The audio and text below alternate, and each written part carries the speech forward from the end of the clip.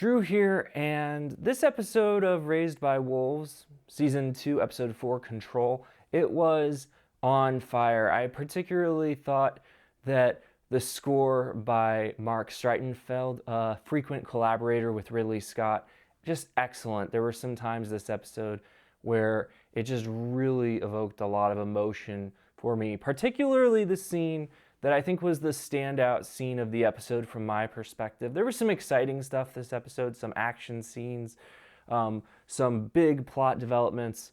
So I was really quite pleased with this episode compared to last week's. But the scene that stood out to me the most was not really about a major plot development or about a big action moment. It was this standoff between Mother and the Trust. And this has been a long time coming, but this moment where she finally decides that even though the Trust is thinking for the good of the collective, even though it's supposed to be making decisions based on data that are objective decisions, that it can't be trusted because ultimately it's willing to sacrifice individuals for the good of the group, and that's not something she can tolerate since it's repeatedly led to her own children, the ones that she specifically views as hers to protect, being sacrificed. And it's an interesting discussion. I mean, Sci-Fi has always delved into this since the beginning of Sci-Fi. I would say, you've had this theme explored of the good of the collective versus the good of the few. And obviously, there's been very, very excellent debates on this and everything from Star Trek to here. And I think that this show, if I'm being honest, I think it kind of skews the argument a little bit because while you have the collective making these decisions that it says are for the good of the collective, they kind of seem like unnecessary decisions. Its go-to operating mode seems to be, let's sacrifice someone to kill a threat. Sacrificing someone when it is necessary is something that you could really debate whether it's a good idea or not. But here it's pretty clear that they haven't really looked at other options, and the first thing that the Trust thinks is, hey, let's sacrifice Paul to unleash this biobomb on Marcus and his group.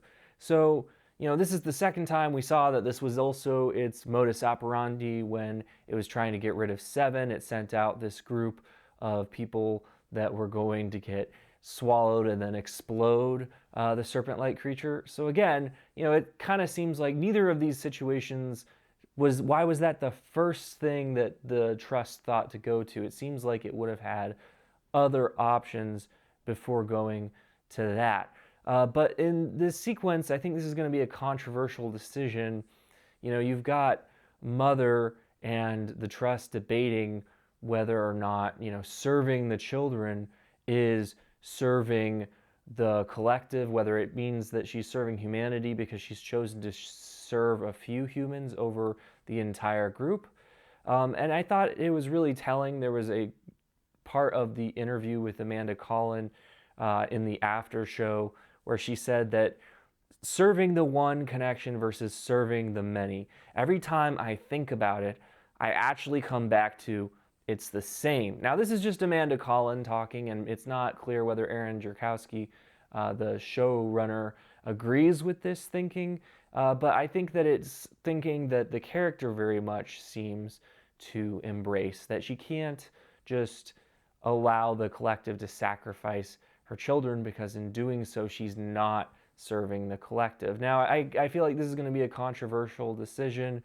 After all, Mother seems to do a lot of these things quite instinctively without considering the costs. And it certainly seems that, once again, she's put the children's place in the collective in potential jeopardy. So we're going to have to wait to see how this decision plays out. But it is definitely a fateful one. I also thought the line was really telling when Mother finished the thought of the Trust that serving your children and serving humanity are not the same thing. It requires sacrifice, shared purpose, an ability to seeing beyond the limits of your own existence.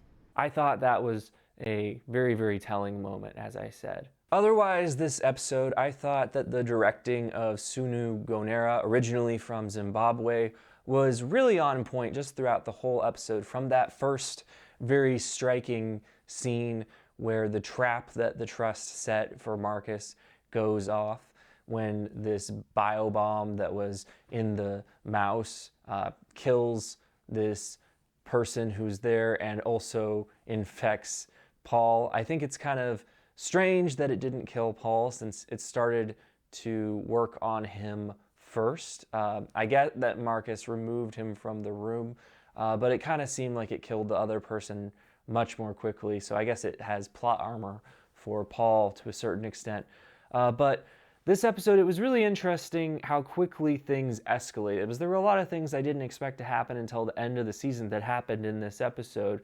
I felt that, in a lot of ways, this felt like a season finale where it was setting up all these new possibilities, breaking the status quo, and just making you wonder what on earth is going to happen next. I really thought that the confrontation between Marcus and Mother was surprising, because I had expected that we were going to see Marcus continue to, have the eyes that were inside him that apparently had some kind of radiation, that they were going to continue to give him powers, continue to give him the ability to manipulate his flock for the rest of the season. But unexpectedly, Mother takes them back and once again goes into full-blown superpower mode to protect Paul and her children. And I think it was really, really interesting.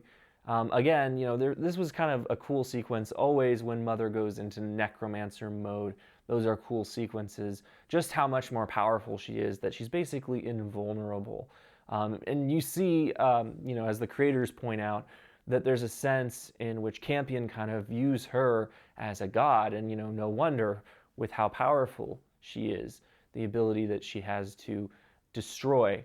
And this decision that she's made, again, I know that it's going to have massive repercussions for the rest of the season. It's kind of blowing everything up.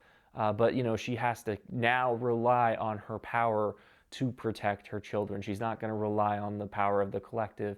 And you have to wonder how Father is going to respond to this decision when he finally gets a chance to chat about it with Mother. You have to expect, given how much he had acclimated to the collective and how much he seemed pleased at the way that the Trust was running things, you have to expect that he's not going to be entirely pleased with this decision. I thought that it was pretty noteworthy, this episode, that you've got Campion, as the writers say, they seem to be setting him up to be the leader, because you've got Mother saying, as I don't want power, I'm going to surrender control to a human leader as soon as I find someone that's worthy. And I think we're being led to believe that this is going to be Campion. The writers in the post-show documentary, they talk about how he is the only one who seems to just be in the moment, seeing things as they are and not letting his preconceptions about things keep him from recognizing the truth. He's the true intellectually honest person, the one who just accepts things as they are or as they appear to be in the moment. But I feel like that's really too easy. I would be kind of surprised if he ended up being the one, just because he's so obvious. They've so obviously set him up to be that. And again, if he is the one, I'm not at all disappointed with that outcome. It would be kind of fitting in a lot of ways, and hopefully they don't just not make him the one because it would be expected. That would be a bad decision. But I would be kind of surprised if they had tipped their hand so early on that one. Two other scenes really stood out to me this episode.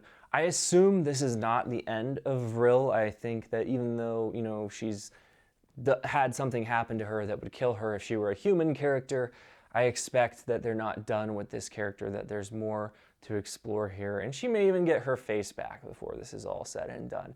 But wow, was it disturbing to watch this scene where Decima, in order to prove herself to the group, takes this knife to what appears to be a human child, even though we know it's actually an android. It was a very, very disturbing scene. And, thinking about it from her perspective, as, she has come to think of this as her daughter, what she's doing here. I think that there was a sense that the writers kind of bring this up, that they're kind of trying to exorcise the demon of this unnatural thing, this human visage, this child's face on this creation of man, this android. And I think that, again, it was kind of like an exorcism, but it was really, really disturbing to watch. And I think it was, one of the scenes in this episode that really I think is going to linger long in the memory. Otherwise, this episode you've got this moment where, of course, I thought they created tension right from the beginning with Campion taking off to get help for Paul and having, both Vril and this other convert of Marcus's chasing after her. And I thought, there were some tense moments here. The moment when this creature shows up, this acidic alien monster that tries to drag the android into the acidic water.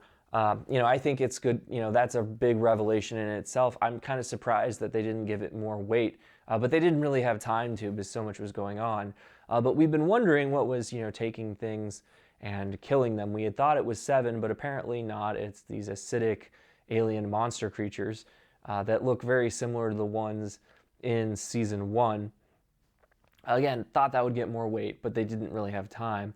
But the moment when Campion is cornered by this convert with the gun and he's about to be shot, and then there's this glowing light which he takes to be Soul, and he immediately accepts it as this. I mean, it's interesting to me how quickly people jump to Soul. I mean, even Campion, who the writers have said is the one who just kind of accepts things as they are, immediately jumps to that without, taking the time to think, maybe I'm just going based off of my preconceptions. Maybe there's a logical explanation for this. Maybe that I don't need to jump to that.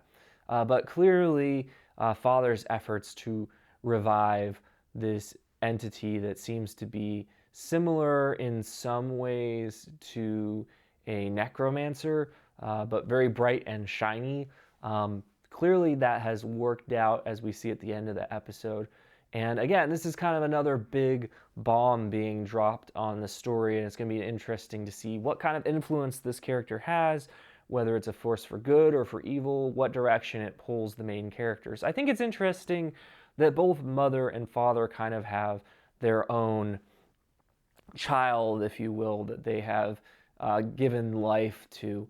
And again, they might both be fairly protective of their own child. It was interesting that the writers said that Father doesn't care about anyone as much as he cares about perhaps this thing that he has resurrected, which I find surprising. I'm like, really? Not anyone? Not Mother? Not the children? Not anyone? But that's what they said, which I think is setting up possibly a confrontation between Mother's child and Father's revived being. I guess you could call it his child as well. So I think that might be the payoff for this. We'll have to wait and see. So to me, this was just a very, very fast-paced episode with lots of exciting and interesting moments. And I'm really excited to see where the show goes from here on out this season, because I think they've really set up a lot of interesting threads. But those are just my thoughts for what they are worth. If you're interested in seeing my upcoming reviews of this show and other shows, please consider subscribing. Let me know what you thought in the comments. And as always, thank you so much for watching.